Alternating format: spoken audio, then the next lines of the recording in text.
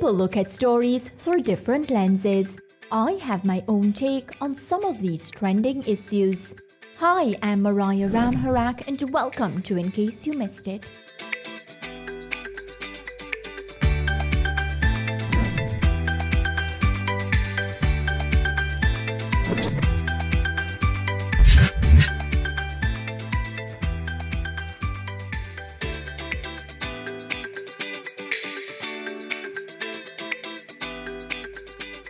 Hello, I'm Mariah Ramharak and welcome to today's episode of In Case You Missed It on SportsMax and CEEN TV. Well, Barbados' senior men's team have earned promotion to League B of the CONCACAF Nations League. The Tridents, they did so in style, defeating Bahamas 6-2 to complete a perfect record in Group A of League C in the CONCACAF Nations League. Well, joining me on today's show is head coach of the national team, Kent Hall. Congratulations, Coach Kent. How are you doing? Thank you very much. I'm doing quite well under the circumstances. Yeah. And you know, Coach, I remember this and I was saying it to you off air. At the start of the season, you were very open about your target. You said promotion to League B of the CONCACAF Nations League. Mission accomplished, and not just accomplished, but it was done in style. 4 matches, 4 wins. How satisfied are you with the results? Obviously very satisfied with the results. I'll give all the style points to the players though. The fact that we were able to put on a good show for the home fans here was a bonus. But yeah, tremendously pleased with the outcome. That's objective number 1. And now we look forward to the Nations League play-in to see if we can go for this dream goal of qualifying for the Gold Cup. You said if, so humble, but the way you did those wins in style, I feel like, you know, we shouldn't underestimate this Tridents team. I'd rather you underestimate me than overestimate me, to be fair. But, you know, I think football can be very humbling. You know, you be successful today and you could lose tomorrow. So it's always good to be grounded and respectful of all your opponents along the way.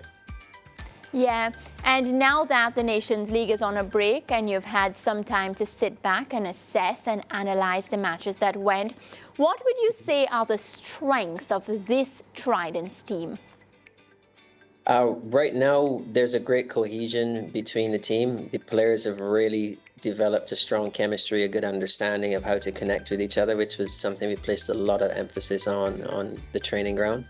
A lot of the things that you see in the performance are not directly coached. Like, they are, I wouldn't say experimenting on the field, but there's more of an instinctive, intuitive connection now that the players have.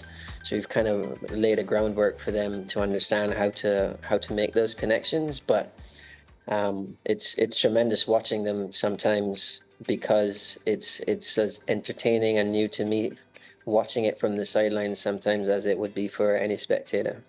And Coach, again, I'll use that word, you sound very humbled. So I have to ask you this question. What type of coach are you? Are you the type of coach that are in the player's face? Do you look by on the side and then you give your suggestions and criticism? What would you describe yourself, your coaching style? I don't do too much talking on game day. The work needs to be done before game day. Game day is more about, you know, just reinforcing to the players that they know what to do. They're more than capable of doing it. And like halftime team talks are more along the lines of just helping guide a conversation to help them get to those solutions that we need, where there's input from that distance, that overview. We obviously can offer that, but most importantly, the players are the ones playing the game, so they're the ones who are taking in the first-hand information. What I see from a distance might not relate directly to what they're feeling and experiencing on the pitch, so they very much have to be part of the process of determining how we play and how we solve football problems. So our approach is very much to empower them with the understanding of how to address problems. And I mean, this is not just in in football. This is in life, and to help them to become better problem solvers. When it comes to the knowledge side of things, they've been playing long enough that most football problems, they know how to figure them out, and they've honed the skills to be able to do that as well. So I think the biggest thing for us is to create an environment where they feel comfortable and where they have the right attitudes to be able to constructively go about it. Yeah, so we spoke about some of the positives, but I'd have to ask you, as we get ready for the upcoming matches, can you pinpoint a couple areas that you would personally like to see the team work on? Yeah, without saying too much, I mean, obviously very pleased with the results, but I don't like conceding goals. So it's something we've conceded 4 goals in the group stage, all of them against the Bahamas. And in the second match in particular, it was more disappointing because we knew what we were coming up against, and we had opportunity to prepare for it. But it just means, you know, like, nothing is ever fixed immediately. You have to spend time working on it. So we will get back on the training ground. We obviously have to look very closely now at Guyana, their strengths, and try to prepare ourselves specifically for what we think that task will entail. But yeah, we want to tighten up on the defensive end, but at the same time, we know goals are going to be harder to come by. Guyana's just been playing in League A, so they're prepared and conditioned to play at a higher level than we would be. Not to think that we can't compete, we certainly believe we can, and we're preparing ourselves physically for that as well. But we need to be honest about the fact that we expect this challenge to be greater than the one that we just faced, and so psychologically we got to be ready for dealing with that, more difficult circumstances, and then technically, tactically, physically, we got to make sure that we are in a tip-top shape as we can be to deal with the problems that they'll give us. Yeah, and the entire team has been impressive when you look at the quality of the unit. But there's one player that has been on the lips of many people. He's been the talk of the town, Neel Reed. Steven, top quality player, 7 goals, 5 matches as a coach. How much of an asset is he to this Trident setup? He had a stint in the United States where he played the National Premier Soccer League. He's just been so good. Yeah, tremendous.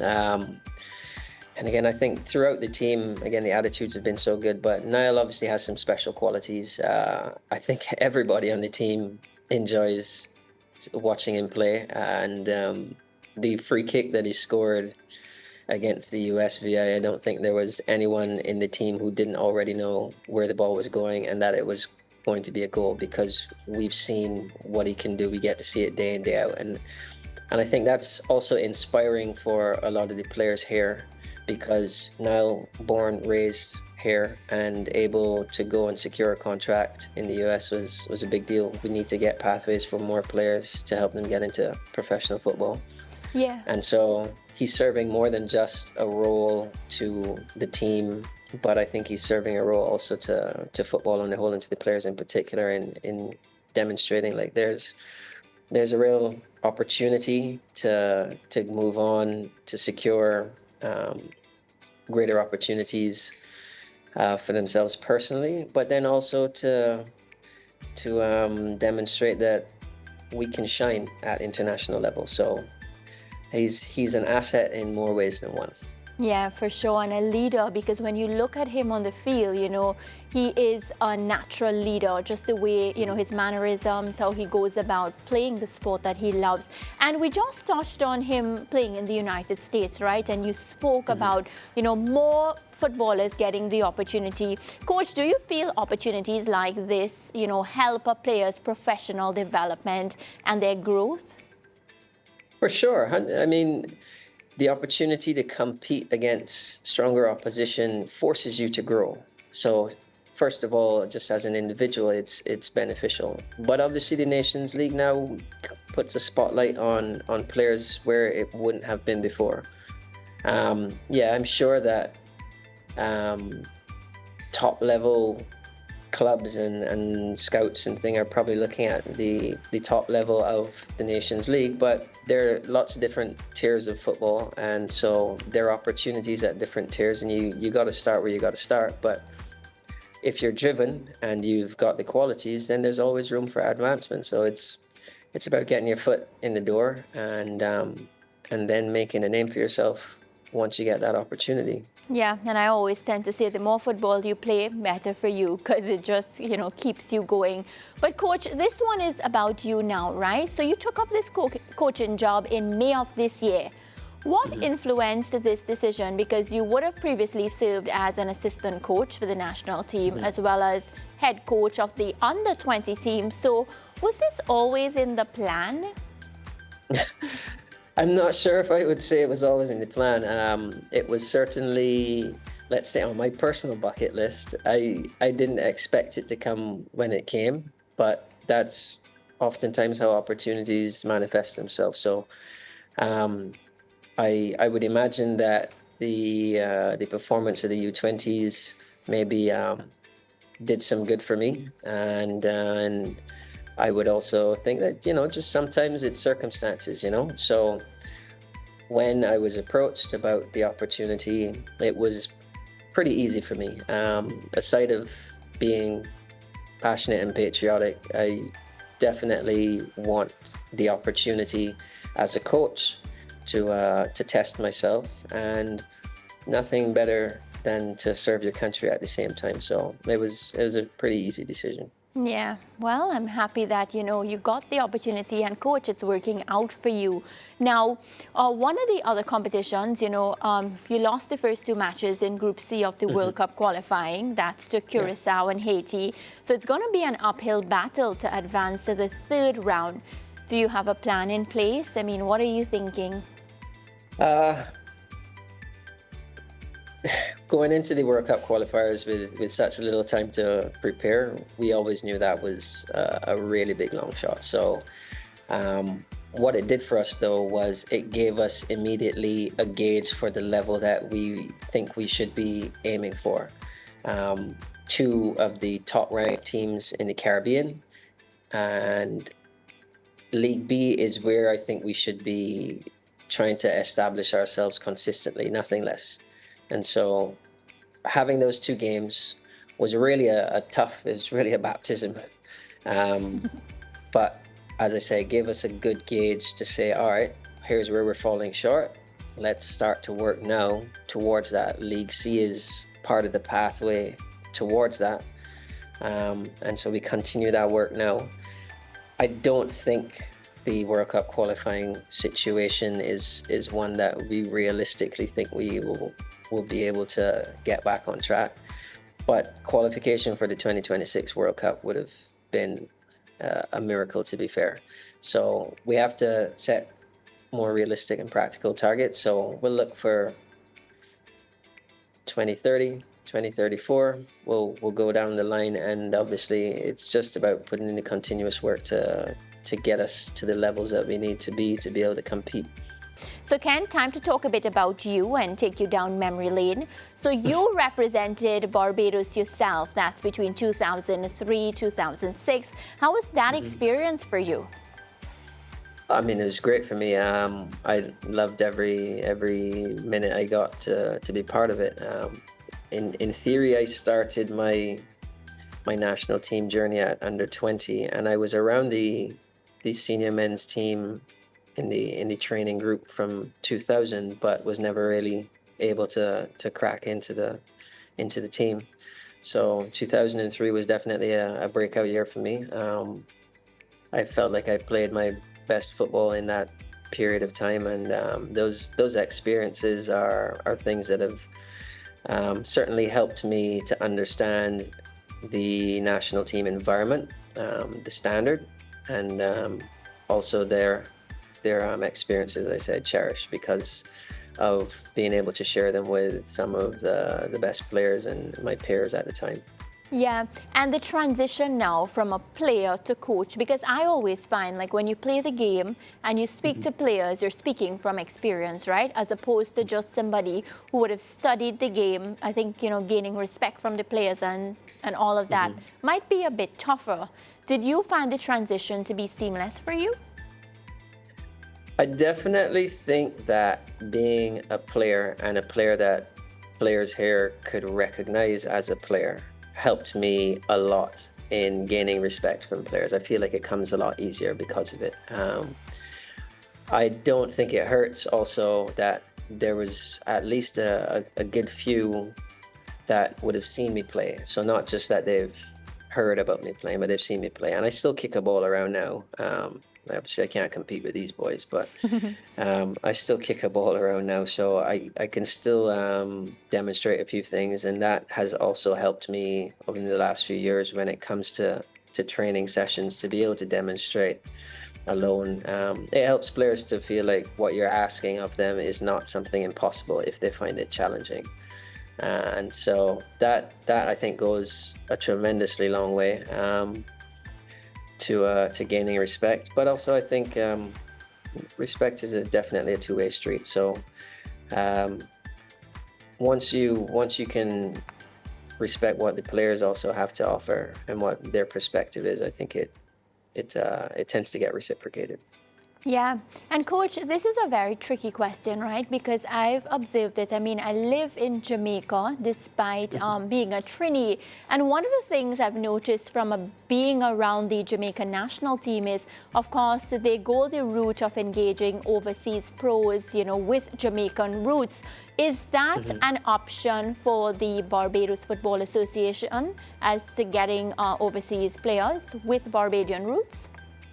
Yes, but the immigration laws here say that it has to be first generation. So you have to have a parent who's a citizen. So in that regard, it may be seen as a little bit restrictive, but there are always constraints to anything. And there's no point in kind of dwelling on them. You deal with the things you have control over. And the bottom line is the work of a coach is to try to make players better. So whatever that pool is, we work with them, and we've got a lot of talent here on island. It's about helping them develop and helping them understand the demands of the environment that they're going into. I think the biggest challenge really for us is that the local competition levels here don't really prepare them for that. And that's where I think the advantage of players in a professional environment really pays dividends, because they come in more, at least physically, especially physically, better prepared to take on those demands. But I got a tremendous group of players. The attitudes are amazing. So they push themselves, and I think that's also showing out in the results. But we got to keep supporting them to help them to develop even more as athletes.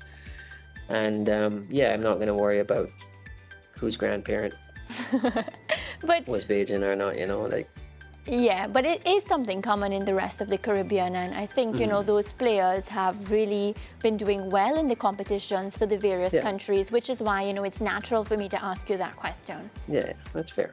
Yeah. What about, you touched on the local competition in Barbados. Can you tell me a bit more about that?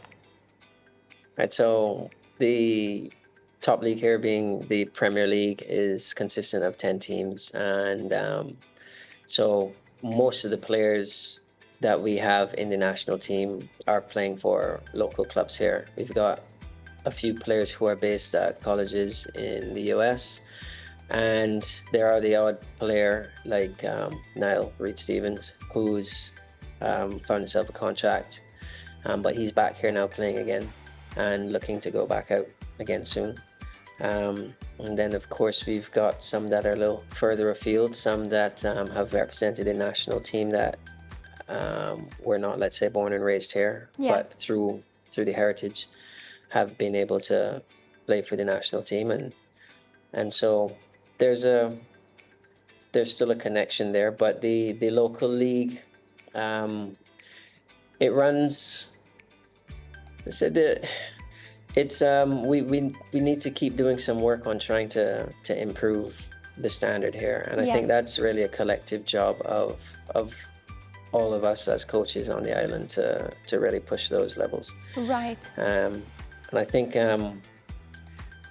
the regional competition is something that strategically the association would like the clubs here to really target, because we know that the demands of that will help to also raise that standard, because you can't go into regional competition at the same level as what you would in local competition. So there's a few things that we need to kind of get in the whole ecosystem to work to really boost the levels. Yeah, structure is so important, and you can see it because I'm now about to ask you about the schoolboy football program, even schoolgirls football program, because what we know for sure, and it's on our channel, Trinidad has the SSFL, which, you know, we show on the channel from time to time. So from very early, you can spot those players that are coming through the ranks. You know their names, you know their footage is out there, so scouts from all around the world can see. And then Jamaica, they have the it's a schoolboy football competition where they have their little stars coming through as well. What's this school football program like in Barbados? Right, so we do have a secondary schools football league, and it does incorporate all of the secondary schools on island. It certainly doesn't get the level of, let's say, public appeal or public appreciation that happens in Jamaica or Trinidad.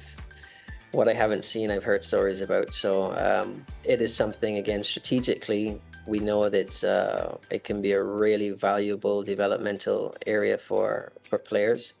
And so we're trying to work now hand in hand with the Schools Football League to help improve the experience, not just the outputs, but help the overall experience for the players, really.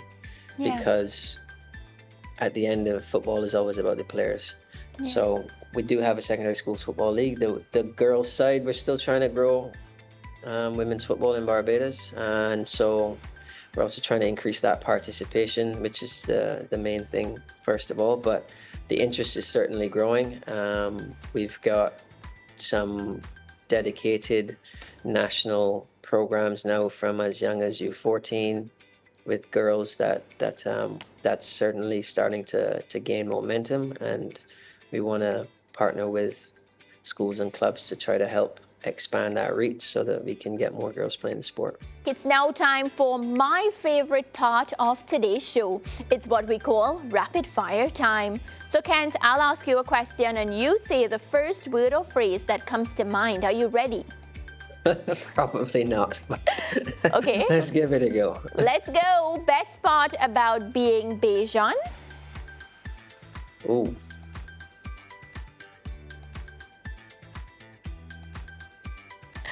Stump me on the first one, why don't you? What's the best part? Isn't that it? It's in and of itself, isn't being Bajan the best part of being Bajan? Good comeback. That was a good comeback for taking such a long pause. Now, what's your favorite Barbadian dish? I like cornmeal cacao more so than breadfruit cacao. Okay, very specific. Big fish, yes. Now, describe the Tridents in one word. Dynamic. Most memorable moment in your playing career?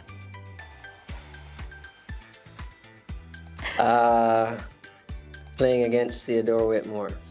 Oh, tapa. Yeah. As in Jamaican tapa. Yes. Wow, I need to know more about that. Wish I knew that before. Anyways, Messi or Ronaldo? I am a Man United supporter, but if you're asking for an objective answer, it's Messi. Do you know you lost me when you said Manchester United? Like, I just want to wrap this interview up.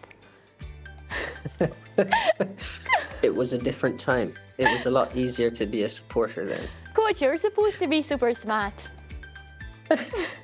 Anyways, when you're not coaching, what are you doing? Oh, wow, when I'm not coaching. These days, I do salsa dancing classes. Very nice. What about this one? Night in or night out? These days I'm more in for sure. English Premier League or La Liga? EPL. Now, if you were not involved in football, is there another profession you would pursue? That's hard to even figure out. Oh gosh. Guess that's a no. I think that's a no. I don't want to be working in anything else other than football ever again. Ooh, wow. Which is not to say that I had bad jobs. I had a job working in TV broadcast before. Are you And trying? I really liked it. I Yeah. really liked working with the people I worked with as well. But football is definitely my passion. And this last one, best advice you received? Oh, good grief. Where do I start? Best advice. It probably wasn't encapsulated in a single sentence, but I suppose ultimately it was have a growth mindset. Okay, well, that was a good one. Now, Coach, let's head across the social media to see what they've been saying about the Barbados team. Let's go. All right. So the Barbados Football Association posted this one and they said Team Barbados has done it again, winning against the Bahamas tonight in front of a home crowd at the BFA Technical Center as part of the CONCACAF Nations League. They put the result and a big congratulations in caps. What do you have to say to that? I am not a social media person, so believe it or not, this is the first time I'm seeing it, but I am more than grateful for the congratulations, and I hope the players also see it. They're more inclined to be social media people, so. Yeah, I'm sure they would have seen it. Now let's take another one. Seeing that I'm now sharing these things with you live on the show, let's take another one. Anmar Goodridge Boyce, do you know him? I do. Right, journalist back in Barbados. He says it's official. Barbados Tridents will face Guyana Jaguars in the CONCACAF Nations League play-in. It will be a home and away tie for the chance to advance to the CONCACAF Gold Cup prelims. Matches slated for next month. Dates to be confirmed. Anything to say to this journalist, Anmar? I'm sure Anmar will continue to be in touch with me. He's usually regularly so. He's worked as the media officer on a couple of occasions with the national team, so I know him quite well. And yeah, he's clearly one of my personal supporters based on some posts that I have been made privy to. So yeah, I appreciate all the support that he gets and all the promotion that he gives to the team. All right, well, Coach, I want to thank you so much for joining me on today's show. And I look forward to chatting with you again soon because I will definitely be keeping an eye on Barbados and all the work that you do with the team. So thank you again. Yeah, thank you very much. Hopefully next time it will be under even better circumstances. And you'll nail the rapid fire now that you know what's in store. Just don't ask me what's... All right. Well, folks, that's a wrap for today's episode on In Case You Missed It. Be sure to like, share and comment and let me know what you thought about today's interview. Goodbye for now.